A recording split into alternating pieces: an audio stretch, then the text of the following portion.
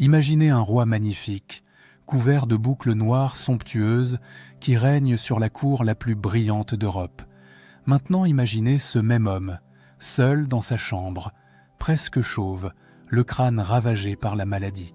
Voilà la vérité que Versailles a cachée pendant plus de 100 ans. Louis XIV a perdu tous ses cheveux à 20 ans. La syphilis, une maladie honteuse qu'on ne nomme pas à voix haute. Alors il a fait quelque chose de génial. Il a transformé sa faiblesse en loi. Toute la cour doit porter ces immenses perruques. Tout le monde, sans exception. Mais ce que ces boucles artificielles dissimulaient, c'était bien plus terrible qu'une simple calvitie.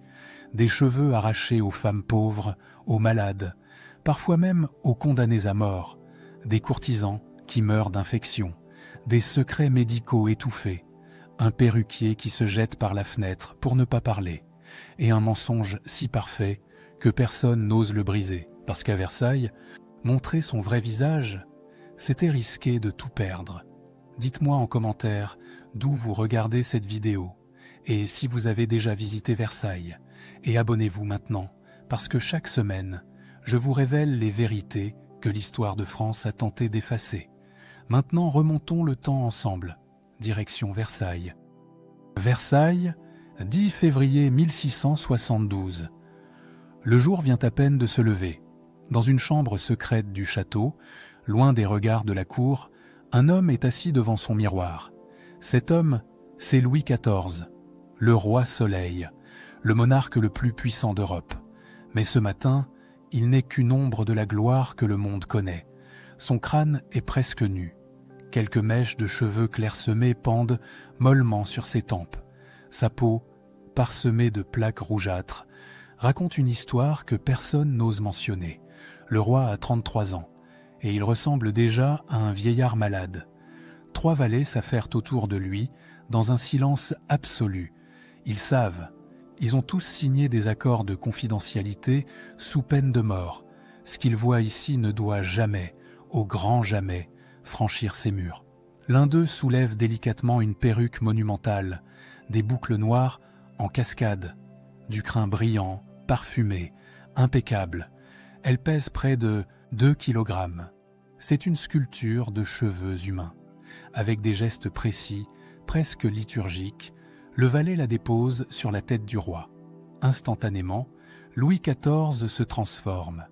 L'homme faible disparaît. Le monarque tout-puissant renaît.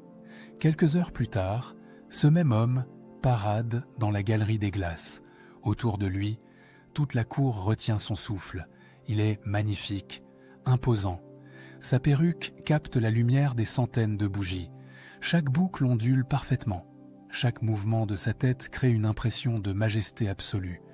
Les courtisans s'inclinent profondément. Personne n'ose lever les yeux trop longtemps. Car regarder le roi Soleil en face, c'est risquer d'être aveuglé par sa gloire. Mais voilà la vérité, que tout le monde connaît et que personne ne dit. Cet homme est malade, gravement malade. Et ce qui rend cette perruque absolument nécessaire, c'est une maladie qu'on ne nomme jamais à voix haute dans les couloirs de Versailles. La syphilis, contractée lors de ses nombreuses aventures galantes. Une maladie honteuse qui ronge le roi de France depuis ses 20 ans.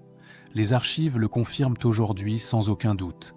Le journal intime d'Antoine Vallot, médecin personnel de Louis XIV, a été découvert dans les réserves de la Bibliothèque nationale au XXe siècle. Ces notes, écrites en latin pour protéger le secret royal, décrivent avec précision l'évolution de la maladie. Dès 1658, le roi commence à perdre ses cheveux par plaques. Il a 20 ans, l'âge où les autres jeunes hommes de la cour portent fièrement leur longue chevelure naturelle. Lui, le futur symbole de la grandeur française, devient chauve. Les mémoires de la duchesse de Montpensier, cousine du roi, révèlent un détail encore plus troublant. En 1661, lors d'un bal masqué, le roi retire brièvement son chapeau. Elle écrit « J'ai vu son crâne presque nu, j'ai eu honte pour lui. Mais surtout, j'ai eu peur. Car si le roi peut être diminué ainsi, que sommes-nous, nous autres mortels ?» Face à cette catastrophe, Louis XIV aurait pu se retirer, porter des chapeaux, accepter sa condition. Mais ce n'est pas un roi ordinaire, c'est un génie de la communication politique. En 1663, il réunit un conseil secret. Y participent son médecin, son ministre Colbert et son conseiller en étiquette. Ensemble, ils prennent une décision qui va transformer l'histoire de France pour plus d'un siècle. Si le roi doit porter une perruque, alors toute la cour en portera. Ce qui était une faiblesse médicale va devenir un symbole de pouvoir, une norme esthétique, une loi sociale implicite mais absolue. En septembre 1663, un édit royal tombe. Que nul ne paraisse devant nous sans être coiffé à la mode nouvelle. La formulation est vague, mais tout le monde comprend. Il faut porter une perruque. Point final. Du jour au lendemain, Versailles se transforme. Les courtisans se précipitent chez les perruquiers. Certains vendent leurs terres pour s'offrir une coiffure digne de paraître devant le roi. Car ne pas porter de perruque, désormais, c'est se condamner à l'exil social. C'est disparaître de la cour. C'est perdre tout accès au pouvoir. Et les prix sont absolument vertigineux. Une perruque de qualité correcte coûte l'équivalent de 6 mois de salaire d'un artisan parisien. Les plus belles, celles que portent les princes du sang et les ducs, valent jusqu'à 10 000 livres. C'est le prix d'une maison bourgeoise dans le Marais, pour des cheveux qui ne sont même pas les vôtres. Le roi, lui, possède plus de 80 perruques. Il en change 2 à 3 fois par jour, une pour le lever, une pour les audiences, une pour les soirées. Chacune est entretenue par une équipe dédiée. Chacune coûte une fortune. Mais peu importe, car ces perruques ne sont pas de simples accessoires. Ce sont des armes politiques. Mais d'où viennent tous ces cheveux? Comment peut-on fournir une cour entière, des centaines de nobles, en cheveux humains de qualité? C'est là que l'histoire devient vraiment sombre. Des courtiers spécialisés parcourent au hâte le royaume. Ils vont dans les couvents, où les jeunes novices doivent se couper les cheveux en signe d'humilité. Ils négocient avec les mères supérieures. Quelques pièces d'or contre des kilos de cheveux de jeunes filles. Les religieuses acceptent ça souvent. Après tout, ces cheveux sont destinés à la gloire du roi très chrétien. Mais les courtiers ne s'arrêtent pas là. Ils visitent les hôpitaux, les prisons. Ils achètent les cheveux des malades, des indigentes, parfois même des condamnés à mort. Une femme qui va être exécutée le lendemain n'a plus besoin de sa chevelure. Autant qu'elle serve à la grandeur de Versailles, ce commerce macabre génère des fortunes colossales. Certains marchands de cheveux deviennent plus riches que des barons. Ils créent des réseaux à travers toute l'Europe. Des cheveux blonds de Scandinavie, des cheveux noirs d'Italie, des cheveux châtains d'Allemagne. Tout converge vers Paris, vers les ateliers des perruquiers royaux, où ces dépouilles sont transformées en symboles de pouvoir. Et le roi, il sait d'où viennent les cheveux qu'il porte. Il sait que des femmes pauvres vendent leur seule beauté pour survivre. Il sait que ce système repose sur la misère des plus faibles, mais il a décidé que c'était le prix à payer pour maintenir l'illusion de sa grandeur. Car à Versailles, rien n'est jamais ce qu'il semble être. Les perruques ne cachent pas seulement la calvitie d'un roi malade, elles dissimulent un système entier de mensonges, de hiérarchies secrètes, de codes invisibles qui régissent chaque instant de la vie de cour. Et ceux qui pensent avoir compris ce système découvrent rapidement qu'Hippolyte a toujours une couche supplémentaire de secrets, toujours une vérité plus profonde, toujours un prix plus élevé à payer pour appartenir à ce monde de faux semblants dorés. Car, voyez-vous, à la cour de France, les perruques ne sont pas de simples ornements capillaires, ce sont des langages, des codes secrets que seuls les initiés peuvent déchiffrer. Et si vous ne comprenez pas ces codes, vous êtes perdu, exclu, invisible. Chaque détail compte. La hauteur de la perruque, le nombre de boucles, leur arrangement, leur couleur, leur parfum, tout signifie quelque chose. Tout envoie un message. Et ces messages déterminent votre place dans la hiérarchie invisible de Versailles. Les princes du sang, par exemple, portent des perruques noires avec au minimum 42 boucles. Pas 40, pas 41. 42, c'est la règle. Si vous êtes duc et père du royaume, vous avez droit à 30 boucles maximum, jamais plus hautes que le front. Si vous êtes gentilhomme ordinaire, 20 boucles suffisent. Et vous devez garder votre perruque modeste, discrète, presque humble. Les artistes et les intellectuels que le roi protège portent des perruques plus simples encore, souvent grises ou blanches. Molière, Racine, La Fontaine, tous ces génies qui font rayonner la culture française doivent arborer des coiffures qui proclament leur statut inférieur.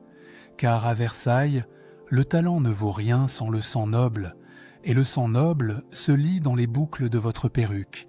Mais attention, si vous vous trompez, si vous osez porter une perruque trop haute, trop bouclée, trop somptueuse pour votre rang, vous commettez un crime social qui peut détruire votre vie. L'histoire du marquis de Wardes le prouve tragiquement. En 1667, cet homme pourtant proche du roi fait une erreur fatale. Il paraît un matin avec une perruque plus haute que celle du duc d'Orléans, juste un peu plus haute, quelques centimètres, rien de spectaculaire, mais c'est suffisant. Le roi le convoque le soir même. La conversation est brève. Louis XIV ne hausse pas la voix. Il dit simplement « Monsieur de Wardes, vous semblez avoir oublié qui vous êtes. Nous allons vous donner le temps d'y réfléchir. » Le lendemain, le marquis est exilé dans ses terres. Pour 6 mois. 6 mois loin de la cour, loin du pouvoir, loin de tout ce qui compte, à cause d'une perruque. Quand il revient, il porte la coiffure la plus modeste possible. Il a compris la leçon. À Versailles, on ne plaisante pas avec les symboles. Et les symboles ne s'arrêtent pas à la hiérarchie sociale. Ils cachent aussi des vérités médicales terrifiantes que personne ne veut voir. Car si les perruques servent à afficher le rang, elles servent surtout à dissimuler des corps malades, des têtes infectées, des cuirs chevelus ravagés par des conditions d'hygiène catastrophiques. Imaginez porter 2 kg de cheveux morts sur votre crâne, toute la journée, tous les jours, par tous les temps. En été, quand la chaleur écrase Versailles et que la sueur ruisselle sous les boucles serrées. En hiver, quand la poudre de riz sèche irrite la peau jusqu'au sang, et ces perruques ne sont presque jamais lavées. Jamais. Parce que les laver risquerait de les abîmer, de déformer les boucles, de gâcher des mois de travail artisanal. Alors on les porte sales, on les porte infestées de poux, de puces, d'acariens. On les porte même quand elles commencent à sentir la pourriture.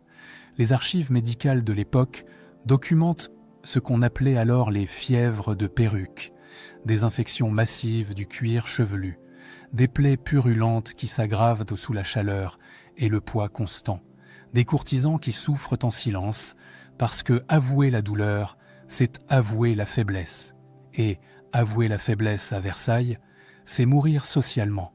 Le chirurgien Charles-François Félix, qui opère le roi en 1686 pour une fistule anale, tient un journal personnel. Ses notes sont glaçantes.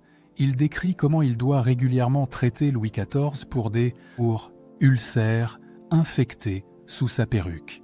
Sa Majesté souffre en silence, écrit-il, mais les ulcères s'aggravent. La poudre de riz que l'on applique généreusement sur les perruques ne fait qu'empirer les inflammations. J'ai proposé un traitement. Le roi a refusé, car retirer sa perruque plus souvent serait admettre qu'elle lui nuit. Et cela, il ne le peut pas. Un cercle vicieux diabolique s'installe. Pour masquer les odeurs de sueur, de sébum, parfois même de pus, on utilise des poudres parfumées, de la farine, de l'amidon, du musc, des essences de fleurs. On en met des quantités énormes. Les perruques deviennent blanches, poudrées, apparemment propres et parfumées. Mais ces poudres attirent les insectes. Elles aggravent les infections. Elles créent des croûtes qui empêchent la peau de respirer. Plus on essaie de cacher le problème, plus il empire. Et personne ne peut l'admettre, car admettre que les perruques rendent malade, c'est admettre que tout le système est une folie collective. En 1686, un incident révèle l'ampleur du danger. Durant une cérémonie nocturne aux chandelles, la perruque du duc de Saint-Simon s'enflamme spontanément.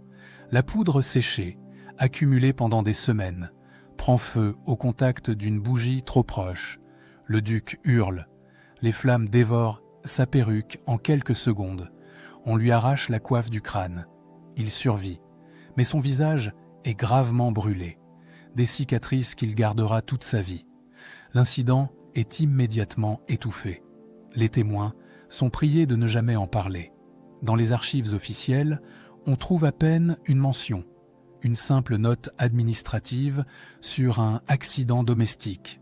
Parce que admettre qu'un duc a failli mourir à cause de sa perruque, c'est remettre en question tout le système. Et le système ne peut être remis en question, jamais.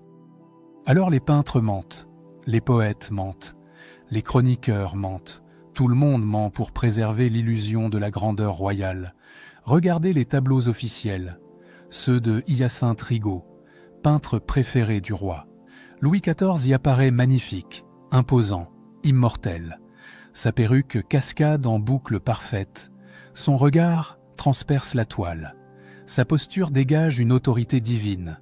C'est l'image que l'histoire a retenue. C'est l'image qui orne tous les livres scolaires. Mais maintenant, lisez les lettres privées des courtisans, celles qu'ils n'ont jamais destinées à la publication, celles qu'ils écrivaient à leur famille, loin de la censure royale. Madame de Sévigné, l'une des plus grandes épistolières françaises, décrit une toute autre réalité. En 1693, elle écrit à sa fille « Le roi perd de sa superbe. Hier, lors du lever, sa perruque a glissé légèrement. Nous avons tous baissé les yeux immédiatement, comme si nous avions vu quelque chose d'indécent, de honteux. Car voir le roi sans sa majesté artificielle, c'est voir l'homme derrière le mythe. Et cet homme vieillit. Il souffre. Il n'est plus le Dieu vivant que l'on nous ordonne d'adorer. Le contraste est saisissant. D'un côté, les portraits glorieux qui figent le roi dans une jeunesse éternelle. De l'autre, les témoignages qui révèlent un homme épuisé, malade, parfois incapable de tenir debout sans l'aide de ses valets. Et cette double réalité crée une pression psychologique insoutenable. Porter ces perruques monumentales provoque des migraines chroniques, des douleurs cervicales qui ne s'arrêtent jamais, des troubles de l'équilibre. Le duc de La Rochefoucauld note dans ses mémoires qu'il a vu plusieurs fois des courtisans vomir discrètement dans des vases après des cérémonies longues terrassées par la douleur. Mais jamais, au grand jamais, ils ne retirent leur perruque en public, car retirer sa perruque devant témoin équivaut à une abdication symbolique, c'est admettre sa faiblesse, c'est montrer son vrai visage.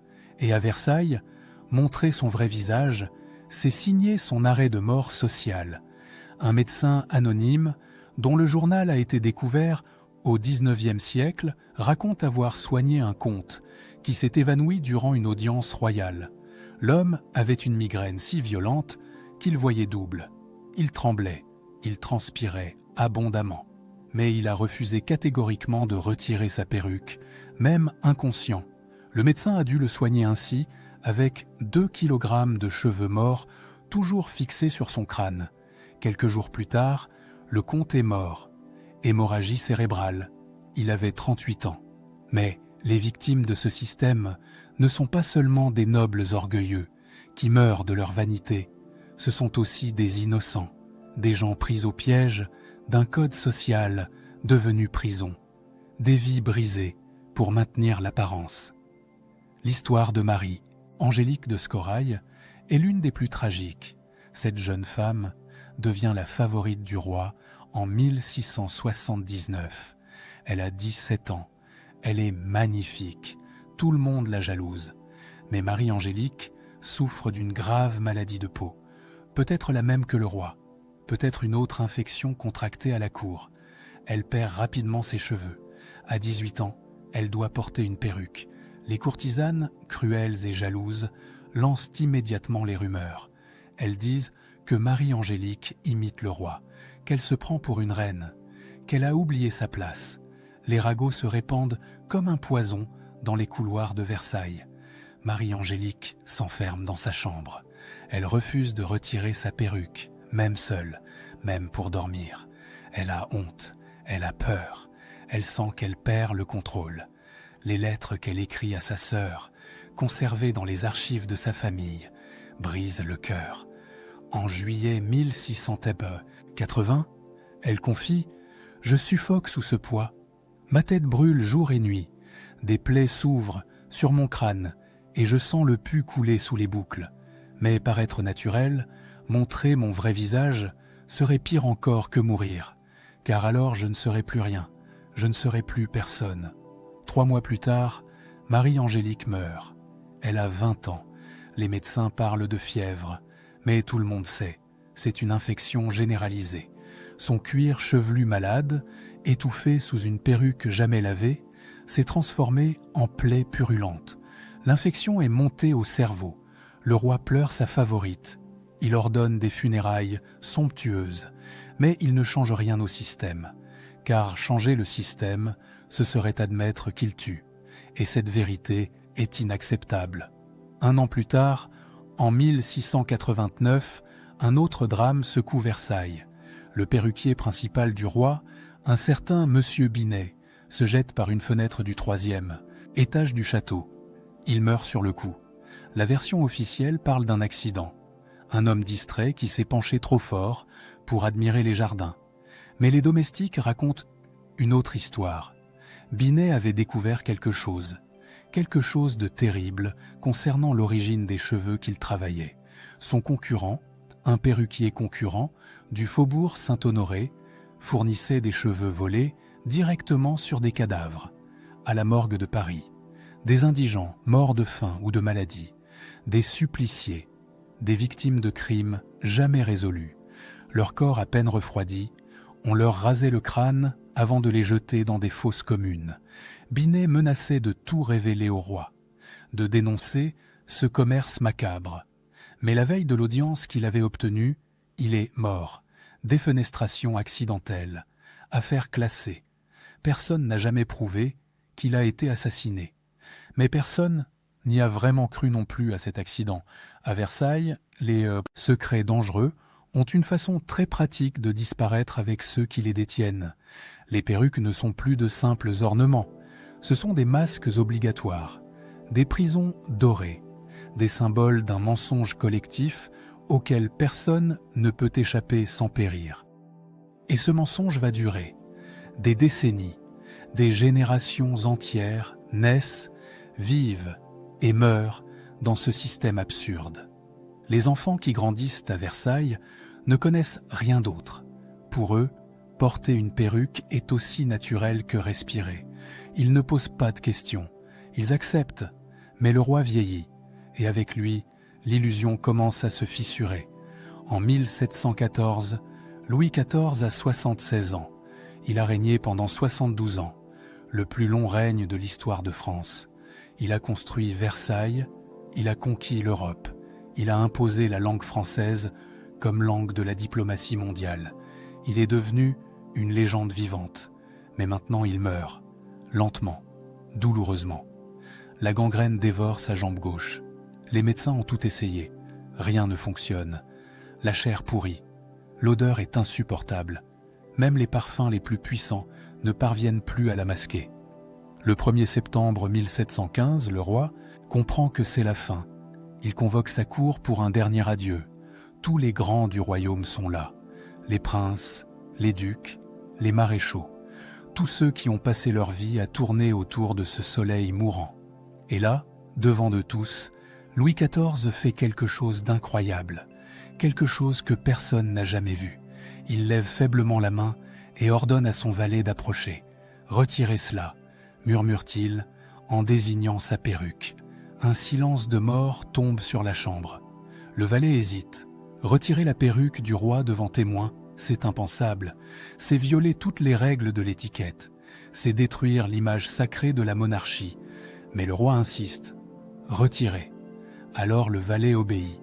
Délicatement, avec des gestes tremblants, il soulève la perruque monumentale, et tous les courtisans voient alors ce qu'ils n'avaient jamais vu, un vieil homme épuisé, presque chauve, le crâne parsemé de cicatrices, méconnaissable. Le duc de Saint-Simon, témoin de la scène, écrira plus tard: « Nous avons vu alors un vieil homme épuisé, presque chauve, méconnaissable. C'était comme si le royaume entier perdait son masque en même temps que lui. Nous avons compris à cet instant que nous avions passé notre vie à adorer une apparence, et que cette apparence venait de mourir sous nos yeux. » Madame de Maintenon, épouse secrète du roi, rapporte ces dernières paroles. Louis XIV lui a confié: « J'ai passé ma vie à cacher ce que j'étais. Peut-être aurais-je dû montrer ma faiblesse. Les hommes respectent plus la vérité que la grandeur feinte. » Le roi meurt le lendemain, et avec lui meurt aussi une partie du système, mais seulement une partie, car son arrière-petit-fils, Louis XV, monte sur le trône. Il a 5 ans, trop jeune pour régner, trop jeune pour comprendre, mais assez vieux pour porter une perruque. Le régent Philippe d'Orléans essaie d'abord de réformer le système. Il suggère que les perruques deviennent optionnelles, que chacun porte ses cheveux naturels s'il le souhaite, que la cour respire enfin librement, mais les courtisans refusent, massivement, violemment, car ces perruques sont devenues leur identité, leur rang, leur pouvoir. Les abandonnés reviendraient à abandonner qui ils sont. Alors Louis XV, devenu adulte, cède. Il accepte le système, il porte ses perruques, il perpétue le mensonge. Mais quelque chose a changé. Le symbole s'est vidé de son sens. Ce qui était une nécessité pour Louis XIV devient une simple habitude pour Louis XV, une tradition morte qu'on maintient par inertie. Et les perruques deviennent de plus en plus extravagantes, de plus en plus absurdes, de plus en plus déconnectées de toute réalité. Les femmes de la cour se mettent à porter des coiffures hautes de 50 cm, ornées de maquettes de bateaux, de jardins miniatures, d'oiseaux empaillés, une folie architecturale capillaire qui défie la gravité et le bon sens. Le peuple regarde, et le peuple commence à rire, car ces nobles qui paradent avec leurs perruques ridicules ne représentent plus la grandeur. Ils représentent le gaspillage, l'arrogance, la déconnexion totale avec la vie réelle. En 1789, tout explose. La Révolution éclate. Le peuple envahit Versailles. Et parmi les premiers gestes symboliques des révolutionnaires, il y a celui-ci: arracher les perruques des nobles et les brûler.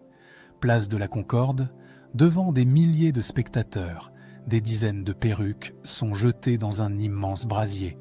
Les flammes montent vers le ciel, la fumée sent les cheveux brûlés, la poudre de riz calcinée et quelque chose d'autre.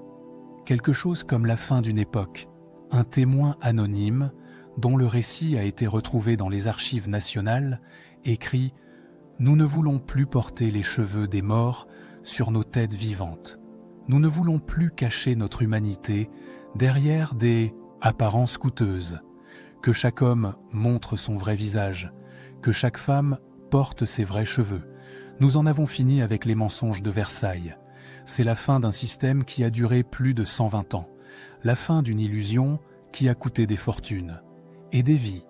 Mais les leçons de cette histoire restent, car ce que les perruques de Versailles nous enseignent dépasse largement l'anecdote historique. Cette histoire nous enseigne d'abord que le pouvoir repose souvent moins sur la force réelle que sur l'illusion de la force. Louis XIV était chauve, malade, affaibli, mais il a transformé cette faiblesse en norme esthétique. Il a imposé sa calvitie comme modèle. Il a créé un monde où l'apparence dictait la réalité plus puissamment que n'importe quelle armée. C'est un génie politique redoutable, mais c'est aussi une leçon terrifiante, car cela signifie qu'un système entier peut reposer sur un mensonge visible, que tout le monde peut savoir la vérité et pourtant continuer à jouer le jeu, par peur, par conformisme, par nécessité de survie sociale. Pendant plus d'un siècle, toute la noblesse française a porté des perruques en sachant parfaitement pourquoi. Chacun connaissait l'origine du système, chacun voyait l'absurdité, Mais personne n'osait briser le silence. Cette complicité collective révèle quelque chose de profond sur la nature humaine. Notre capacité à accepter l'absurde quand le prix de la révolte semble trop élevé. Derrière chaque symbole de grandeur se cache une fragilité humaine. Le roi Soleil, malade et chauve à 20 ans, nous rappelle que même les plus puissants sont mortels, vulnérables, humains. Ces perruques étaient belles des armures, des protections contre le regard des autres, des remparts contre sa propre mortalité. Mais à quel prix? Marie-Angélique est morte à 20 ans, étouffée par la honte et l'infection. Le perruquier Binet s'est jeté par une fenêtre plutôt que de révéler les secrets du commerce des cheveux. Des dizaines de courtisans ont souffert de migraines chroniques, d'infections, de douleurs qui ne s'arrêtaient jamais. Tout cela pour maintenir une façade. L'histoire nous montre souvent les palais dorés, les victoires militaires, les traités diplomatiques, mais elle oublie de compter les corps. Les anonymes qui ont payé le prix fort pour que quelques privilégiés puissent parader dans leur gloire artificielle, les femmes pauvres qui vendaient leurs cheveux pour survivre, les condamnés dont on rasait le crâne avant même qu'ils soient comme au froid, les artisans ruinés pour s'offrir une perruque convenable. Chaque boucle portée à Versailles racontait une histoire de misère quelque part ailleurs. Chaque perruque somptueuse était bâtie sur l'exploitation, sur la souffrance, sur le commerce des corps et de la dignité humaine. Et personne ne pouvait l'admettre, car admettre cela aurait fait s'effondrer tout l'édifice. Aujourd'hui, les perruques de Versailles nous paraissent ridicules. Nous regardons ces portraits de nobles poudrés et nous sourions de leur vanité. Nous nous sentons supérieurs, libérés de ces contraintes absurdes. Mais sommes-nous vraiment si différents? Nous portons nos propres perruques, peut-être plus subtiles, peut-être moins visibles, mais tout aussi contraignantes. Nos apparences soigneusement construites sur les réseaux sociaux, nos façades professionnelles impeccables, nos masques quotidiens qui cachent nos doutes, nos peurs, nos fragilités. Nous savons que c'est un jeu, nous savons que tout le monde joue, mais nous continuons, par peur d'être exclus, par nécessité de survie sociale. L'histoire des perruques de Versailles nous interroge. Que cachons-nous? Et à quel prix? Combien d'énergie dépensons-nous à maintenir des apparences qui épuisent notre humanité? Combien de Marie-Angélique modernes souffrent en silence, sous le poids de codes sociaux invisibles mais impitoyables? La vérité, c'est que nous n'avons jamais vraiment abandonné Versailles. Nous avons juste changé les costumes. Aujourd'hui, si vous visitez le château de Versailles, vous pouvez voir quelques perruques du XVIIe siècle conservées dans des vitrines. Elles sont poussiéreuses, fragiles, presque pathétiques, des reliques d'une époque révolue. Mais regardez-les vraiment. Regardez ces boucles artificielles qui ont coûté des fortunes, ces cheveux morts qui ont porté le poids d'un royaume entier, ces symboles de pouvoir devenus symboles de vanité. Et posez-vous cette question. Qu'est-ce qui, dans notre monde actuel, finira un jour derrière une vitrine de musée?